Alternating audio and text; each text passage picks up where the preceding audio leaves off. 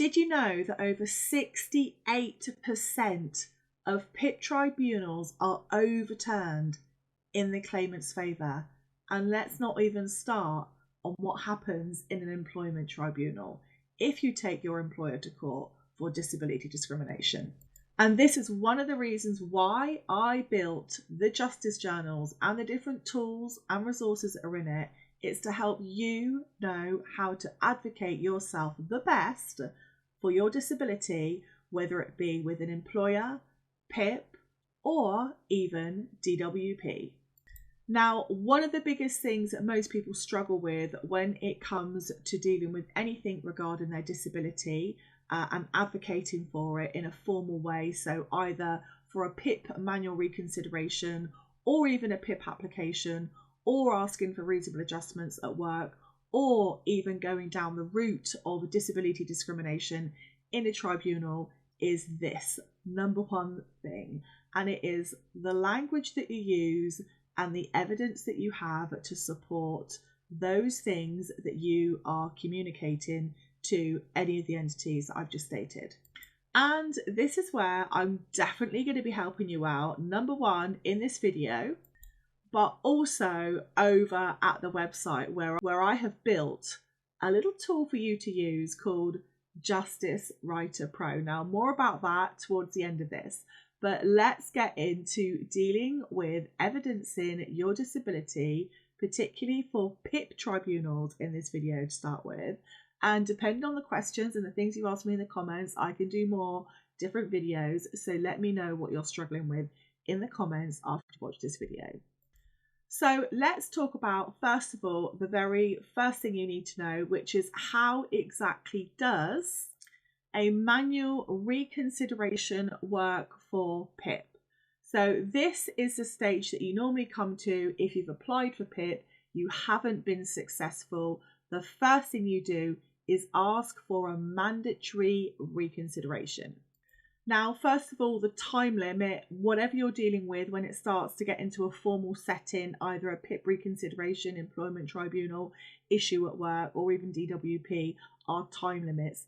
You've got to pay attention to the time limits, and using your disability or your health condition as a reason for failing to comply with any time limit, the majority of the time is just not going to cut it. Courts won't have it, tribunals won't have it, DWP most definitely won't have it, and PIP's probably going to be the same. So when it comes to mandatory reconsiderations for PIP, you have 30 days from the decision letter to request a mandatory reconsideration.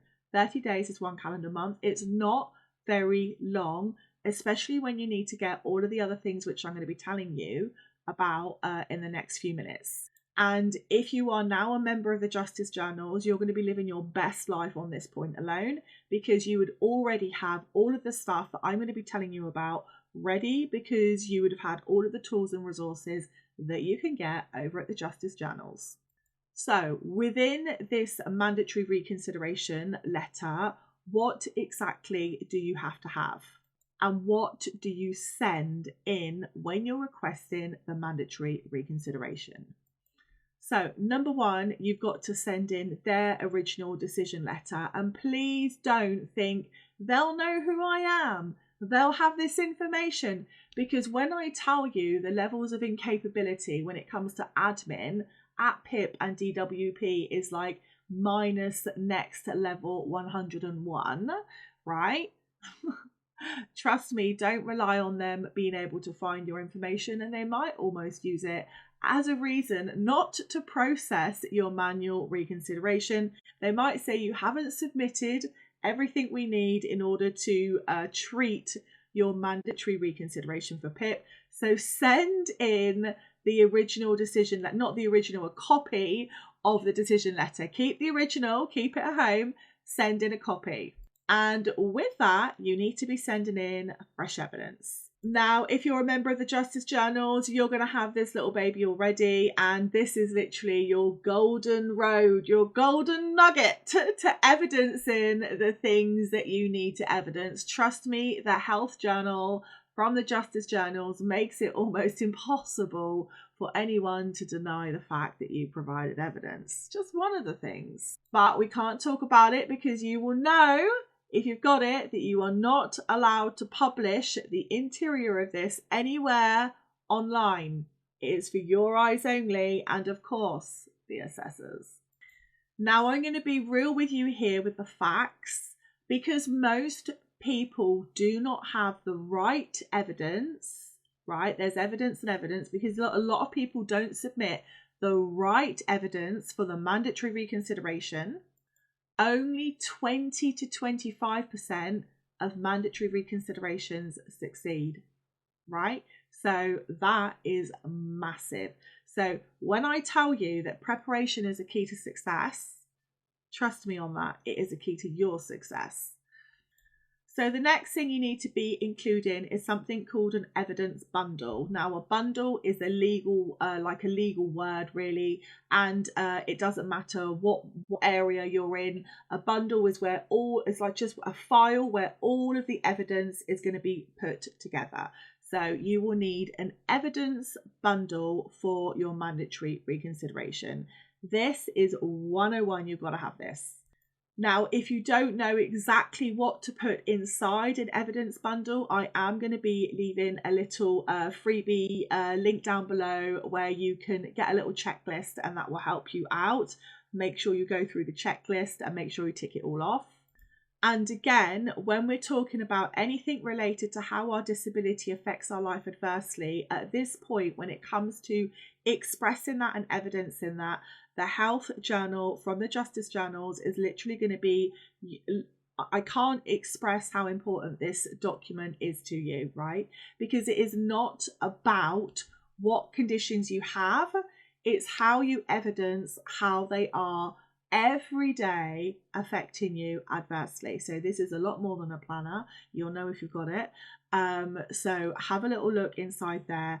Make sure you're filling all of those areas out, all of the different modules, etc., etc. Make sure you go through it and make sure you fill it out. That's one of the things, one of the biggies, right, to help you with your evidence bundle. The next one is when you're writing or requesting your mandatory reconsideration, you need to be including things that relate directly to your ultimate mindset as a disabled person. And I'm going to give you a few tips here for accessibility, because how you present yourself to them through the language that you're using and the things that you're requesting, right, they are then going to be reading that, and they're going to be going, they're going to be looking for ways to ultimately try and catch you out, because not everybody, unfortunately, is telling the truth when it comes to applying for disability benefits. So on your mandatory reconsideration letter, the number one thing you should be asking for as part of the process going forward, i.e. communication, and even if you have to have another assessment, are reasonable adjustments. Now, reasonable adjustments are a right under the Equality Act of 2010 for people who will consider themselves to be disabled or who have a long-term health condition. Now, don't make this up, but if you struggle with anxiety, not because it's a PIP assessment, if you generally struggle with anxiety, or a PIP manual reconsideration, if you generally struggle with anxiety when you're talking to people face to face, say that. If you can't sit down for more than like 20 minutes, say that. If you've got incontinence issues or a weak bladder, say that. If you need to have a specific chair that gives you support for your lower back or your arms or your neck, say that. And if you're someone that gets easily overwhelmed, right, with jargon and having them on the phone, and you also don't have much confidence or trust in them, then obviously I wouldn't say that, but say as a reasonable adjustment, I would like to have all communication in writing, please.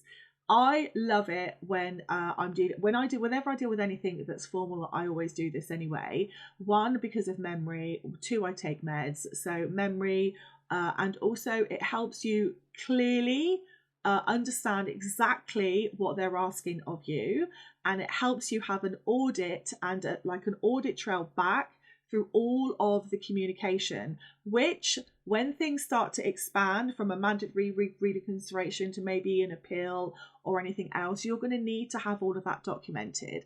Unless you are someone that likes to keep good records and can keep good records, you are going to need everything written down. So request it.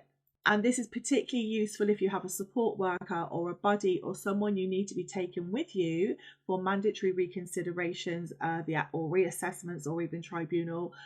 They will obviously need to have information. So having it written down is really, really, really helpful. I will say, as a little legal tip here, a little top tip, when you hold organisations to account by making them put things into writing, it makes it a lot more difficult for them to maybe not action things that they might have hinted at or promised previously, and it helps you have a better handle step for going forward on how to address things with them when you can clearly see what they have stated in writing.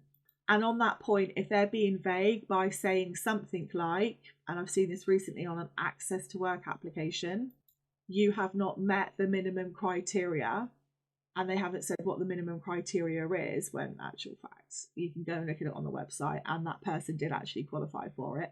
But they didn't say what they failed with in particular on the minimum criteria. Because they put it in writing, it was really easy to go back and go, actually, can you state specifically what that was, please? Because I think looking at your policy linked here, I do meet that criteria. So this isn't about warfare, this isn't about being clever, it's about fighting fact with fact. Now, everywhere allows reasonable adjustments because it is a legal remit under the Equality Act of 2010, like I said. So judges expect reasonable adjustments to be requested, tribunals do, workplaces definitely should do, DWP should do, and so should PIP. Now, at the beginning of this video, I spoke to you about this little tool that I have been building. It's a little big tool, actually. It's a little tool that has big changes. So welcome to Justice Writer Pro. I have been programming this for about 4 years now. And this is everything specifically to help you with anything relating to disability related questions, or even letters. So you can go along to the Justice Journals. If you're a Justice Journal member, you get access to this for free. You can ask it certain questions. It is specifically trained, as I said, to deal with things relating to disability.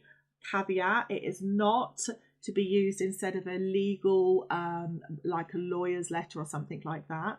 But it will give you information, support and advice, and it will even write your letters for you. And you can simply download your letters. It's got special little things on there. You press a button and it will download it to the hard drive of your computer or upload it to your Google Drive, wherever you need it, and then you can just print it out.